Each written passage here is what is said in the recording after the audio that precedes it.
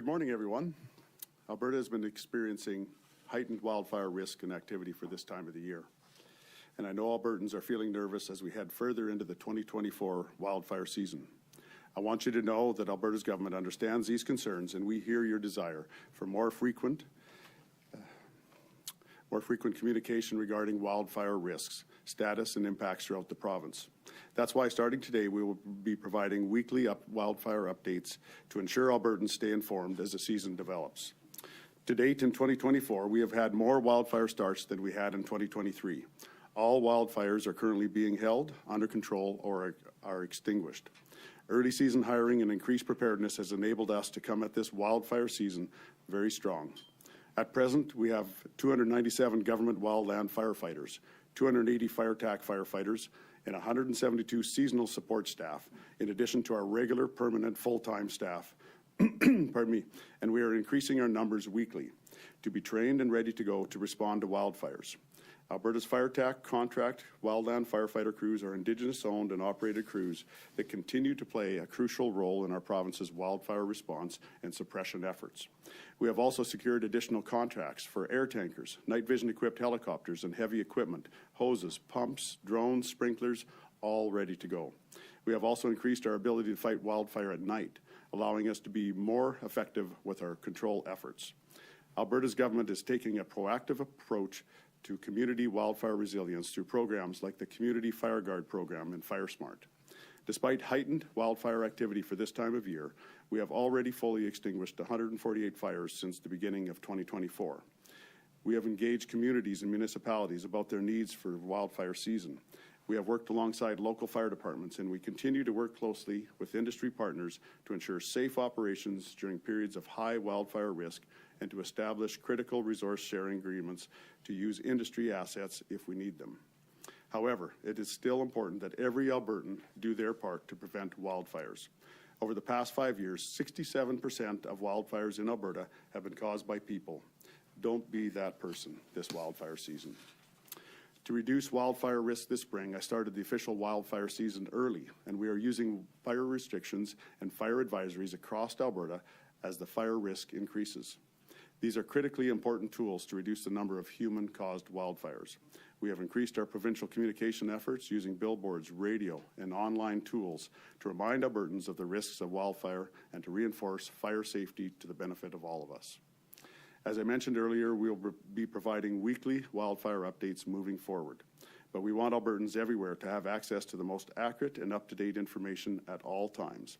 That's why I encourage everyone to download the Alberta Wildfire and Alberta Fire Ban apps, and also to regularly check the Alberta Wildfire Status Dashboard. These are crucial sources of information that are constantly being updated. They provide details on fire bans, restrictions, and advisories in your area, and they show you where active wildfires are burning throughout the province. As you know, we had a fire in Yellowhead County 2 days ago. I want to commend Yellowhead County Fire Department, industry, and our wildfire team for the timely manner that this fire was brought under control. Fast information sharing between all parties facilitated an effective wildfire response. This shows us how all the work we have been doing over the last months is paying off. The National Security Investigation Team of the RCMP are investigating the cause. If we work together, stay vigilant, and ensure we take appropriate proactive measures, we can protect our communities and forests from the impacts of wildfire this season. Thank you. I'll now hand things over to Alberta Wildfire Information Unit Manager, Christie Tucker, who I'm sure you will all remember from last season. Christie will be providing our operational update for this week.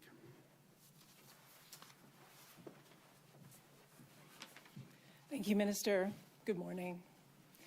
There are currently 50 wildfires burning in the forest protection area of Alberta. Of those, 4 are classified as being held and 46 are now under control. As the Minister mentioned, thanks to the work of firefighters and a layer of snow, a wildfire that started on Tuesday north of Obed Lake is now under control. While there is a temporary dip in temperatures this week, it doesn't mean that wildfire danger is over. The long-term drought conditions we've experienced in Alberta mean that it is still possible for trees and grasses to burn, particularly in the high winds that we've been seeing. We started this year with 64 wildfires still burning from last year. While we've been working diligently to extinguish them, it does mean that firefighters are entering the spring with a heavier fire load than usual. We've already seen more than 500 hectares burned, and that's about 400 hectares more than we had at this time last year. We're hoping for more precipitation to come, but we're prepared for what will happen if it doesn't. Together with municipalities around the province, we've already put a number of measures in place to try and reduce the number of human-caused wildfires on the landscape, and we will continue to do so. Even now, before we've reached a time we traditionally see much wildfire activity, there are fire bans, fire restrictions, and fire advisories already in place. I recommend that Albertans familiarize themselves with the Alberta Fire Ban's website and ensure they don't become responsible for starting a wildfire. We're starting early, and we have a potentially long season ahead of us, and we need to work together to prevent wildfires. Thank you. Thank you, Christie, and thank you, Minister Loewen, for the update. We will now start our scrum now. We'll start with some questions in the room. I remind everybody to do one question, one follow-up, and then we'll take a few from the lines. Anybody from the room? Oh, can you actually say your media outlet and your name, please? Yes. Okay. Jonathan Fry, the Western Standard. So you mentioned the number of wildfires happening right now is around 132. What's the breakdown of those fires based on human-caused versus natural? The number of wildfires currently burning is 50. Sorry, 50. Yeah. So of that, how many are human-caused and how many are natural? I don't have the exact breakdown in front of me, but I can tell you at this time of year, it is largely human-caused or under investigation because we haven't had much lightning. Lightning is the other cause that we see for wildfire. Unfortunately, 67% of wildfires are human-caused, and at this time of year, that percentage is higher. Okay. My follow-up is for Minister Loewen. It's about the campaign. So you mentioned that the Alberta government has been aggressive with your campaign about 67% of wildfires started by humans. Why did you feel compelled to spend money on these advertising campaigns? When we look at the number of wildfires that are caused by human-caused fires, then we know that getting that information out to people and making sure that they understand the dangers of wildfire and the cost of wildfire, that led us to understand that we really need to take a real proactive approach when it comes to informing the public and making sure that they're aware. So far, I've been hearing good things about our campaign so far as the response, and people are really noticing it, and I think that's great. And again, with that number of human-caused wildfires, those fires, if they can be avoided, that'll free up our manpower to work on fires that are caused by lightning. Thank you. Mm-hmm. Global News. Christie, can you talk about, I imagine this is for you, can you give people an idea, human-caused wildfires, what are we talking about? What are some of the highest risk activities that are leading to these fires? Yeah, thank you for that question. I think when people think about human-caused wildfires, they generally think about fires that have been deliberately set. But the vast majority of human-caused fires happen unintentionally just by people being out and about in our forested areas. And the largest causes really are burning that are happening in a rural residential area. You have recreational fires are a cause, and that's people who unfortunately don't put out their campfires well enough. You can find human causes anywhere that there are people in the woods. So that includes industry that's out there in our forested areas across the province. I think this question might be for the Minister, but maybe Christie, you're the right person. The volunteer program that Albertans can now jump in. Can we talk about how well that's been received? I understand you've had both residences and businesses or corporations step up and volunteer. Yeah, absolutely. We have an area on our website where people can come forward, and I know this is something that's very close to Albertans' hearts. Many people saw the devastation last year near their communities and near their homes and businesses, and they want to help, which is something that we want to facilitate. We are taking applications. We've had a number, dozens of applications from members of the public, and of course people who have equipment that they can contribute to use, and that is contracting that we're entering into across the forest area with local people who have tools that we can use to put out wildfires when we need them.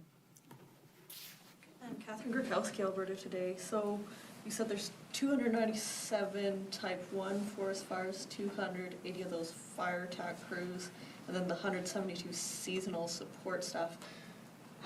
How many more people do you still have to hire in those categories? I'll maybe let Christie cover that a bit too, but at this point, we're bringing on about 30 to 35 new people a week, headed to the May 15th deadline to have all of our crews hired and ready to go. So we're in good stand right now. We're ahead of where we were last year, of course, both in time and numbers, but we're increasing that as we go ahead as the training increases for the new recruits. This is one of the important changes that we're bringing in this year, is bringing on staff early. We had an incredibly early start to fire season last year. We wanted to be prepared in time for this year. So we are currently 39% ahead of hiring where we were at this time last year. And we are bringing in new people all the time. We've had more than 500 staff trained at Hinton Training Center, which is our facility in Hinton, and that's existing staff as well as new firefighters, getting them ready and getting them out there. So we're well on track to be fully staffed, and certainly by mid-May, as the minister said. You mentioned off the top, but what are some of the biggest lessons you learned from last year and what you're doing differently this year? I think there's several lessons from last year. One was, of course, being ready earlier and being prepared earlier. We look at last year, we keep using the term unprecedented, and that it was unprecedented, so we had to learn from last year and make sure we made changes for this year. So having not only crew start earlier, we started the wildfire season earlier, and also we made sure that we were able to hire more people to make sure we're more prepared. So those are some of the biggest lessons right there. Something else that I mentioned earlier that we're doing is we'll be doing more firefighting at night. Fires at night tend to be smaller and more subdued, and so that it allows us to be more effective in our firefighting activities. We're now going to go to the phone lines. Our operator, can you get through the first caller? David Staples, Edmonton Journal. You say that was 67% of the fires were started by arson in the last 5 years? No. And, Go ahead. Sorry, yeah, no, sorry, not 67% arson, 67% human caused, which is all different types of human cause, including arson, but it would include industrial activities and things like that too. What percentage were caused by arson is my question. I don't know if Christie has that number, but but I know when we looked at the numbers, we were doing the investigations. There's still investigations left to happen, but I believe it was around 8%. And maybe Christie has additional information. Arson is categorized under a category that we call incendiary, and that includes arson, but it also includes mischief or fires that were intentionally set, but perhaps not on the scale that they were intended. So the number for incendiary fires for 2023 was 11%, and I think that arson is 8%, as the minister said. Do you have a follow-up? When you go online, one of the fears you hear is that some of the arson fires will be set for political reasons. Have we ever, in Alberta, has there ever actually been a documented case of a fire set for political reasons by an environmental extremist of some sort? Have we ever actually had one like that, or is this just something that people fear, which doesn't actually have an air of reality? When it comes to fires, the fire investigation team looks at the wildfire and looks at the cause and whether it was intentionally set or not intentionally set. When we get to that point, then we turn it over to the RCMP. They have a unit that deals with forestry fires, and after that, it's taken over by RCMP to determine why the fire was set and whether it was arson, and to try to identify who that was. Thank you, operator. Put through the next caller. Nicole Weinberg, ETV. Yes, this is for Minister Loewen. Rural municipalities of Alberta has called for a long-term plan and working group to better protect the municipalities outside of the forest protection zone. I'm wondering where these discussions are at, how the province plans to provide better support to these municipalities this year. Yeah, so we've been keeping in close contact with our municipal partners in fighting wildfire. Those communications are ongoing, and when it comes to managing fires outside the forest protection area, we are able and willing to help with those fires.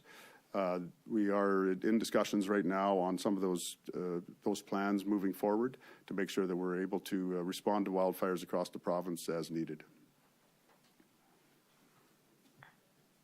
I have been talking to a fire chief who has said that he wants access to a specific training, wildland training, initial attack training, and that is being withheld by the province, and it could take 10 years to get. I'm just wondering why this would be withheld, and if there are any plans to open up access to this training. I think this speaks to the effectiveness of our training here in Alberta. The Hinton Training Centre is really the envy of the country and certainly envy of many jurisdictions outside of the forest protection area in Alberta. As I said, they have already put through more than 500 of our own staff to train them and have them ready for wildfire season here in Alberta. And we have made online training available to other jurisdictions outside the forest protection area to ensure that they have the same base understanding of wildland firefighting to share the knowledge and help us all work more closely together. Thank you. Operator, put through the next caller, please. It is Radio Canada. Hi, thank you for taking my question. When the wildfire season was launched last month or 2 months ago, the government said that 900 firefighters would be trained and ready to jump into action by April. According to your numbers today, we are below the 800 who were ready at the launch of the 2023 season. So what makes you confident that you will have enough staff to be ready on May 15? Go ahead. As an organization, we have aimed at majority hired by mid-April, and we are there at that point. Our next milestone is the 15th of May, and we're well on track. One of the features of seasonal firefighting, it is seasonal work, and a lot of the people who do work for us are students. We have been very assertive in hiring early and getting people trained and in place in order to meet this deadline for mid-April, and we have more students, more staff coming through training and being ready every single week. And so we are well on track to be fully staffed at that number by mid-May. Okay, and maybe a follow-up. You said exactly that it was a seasonal job, but regarding the importance of wildfire in the province of Alberta, and according to the fact that there's even wildfire during wintertime, is there any talk about making, I don't know, a permanent position for enough wildfire fighters so that you won't have problems recruiting each season? So in addition to the numbers that Christie just mentioned, we do have our regular full-time staff that are willing and able to and required at times to work on wildfire. So we have those numbers too, and we have increased our full-time permanent staff too coming into this season, and we'll be going forward also. When we look at the firefighters across around the world, this is how firefighting is done when you bring on seasonal staff to when there's heightened risk and heightened wildfire activity, and we do the same thing as other jurisdictions around the world. So this is kind of standard business when it comes to fighting fire. Again, we've increased our permanent full-time staff, and we'll be looking at more of that too. But again, we are staffed up. We are doing the work that the people of Alberta expect. And I'm not sure, Christie, if you want to add to that. We have been busy fighting fire all through the winter. We have a number of permanent staff across the forest areas who are experienced firefighters, and they do manage wildfires outside of the shoulder seasons. Also, we have firefighters starting earlier this year, and we will be extending firefighters later into the fall as well. So we are extending those days that firefighters are available. We did have the opportunity to take some members of the media up to see some of the winter firefighting that we were doing up in the high-level area, and they saw the fire tech crews that we had out there on the ground, putting out fires in snow in high level in January. So that we have been busy fighting fire all year round. Thank you. We're going to come back to the room. Questions? So one question, one follow-up. Can I just ask if anyone else has a question first? Nope. All right. Yeah, you mentioned the National Security Division of the RCMP is investigating that puncture. So is there's some kind of indication that it's not just an accident, like there was an intentional puncture? Yeah, we have no information on any kind of cause on that fire yet. That's the investigation is happening, so we don't have any information on that at all. Sorry. And more generally, what are you doing to prepare for the fact that there are these like pipelines and other fuel that runs through the wildland areas? What are you doing to prepare more generally? I think when we look at the industry across the province, the industry have standards and have requirements as far as response to emergencies, and of course municipalities have the same. And we are there to help in any way we can. And I think it was a prime example, this fire in Edson, where a situation happened, the industry responded, the municipal firefighting team responded, and we responded too. And we obviously it worked great together because we have the situation under control now. I think when we look at our industry standards in Alberta, I think the standards are high, and I think their preparedness is high too. I think that's true for all of our industry in Alberta. We look at our forestry companies, we look at our oil and gas companies, we look at our agriculture people. The preparation is high, and they're used to dealing with these situations, as unfortunate as they are when they happen. Will the drought affect anything to do with wildfire response? As far as the drought's concerned, with wildfire itself, obviously the lack of moisture affects the activity of wildfire. But one of the things we want to keep our eyes on is if the water level in lakes drop, then our water skimmers, we have to be concerned about our water skimmers to make sure that there's enough water for the skimmers to actually work safely. So that's something that we're looking at in any situation that we have where we feel like we won't have readily available water. We're working on water contracts to make sure that water can be trucked in, tanked in to help us with those responses. So it is a concern, but on kind of multiple different levels.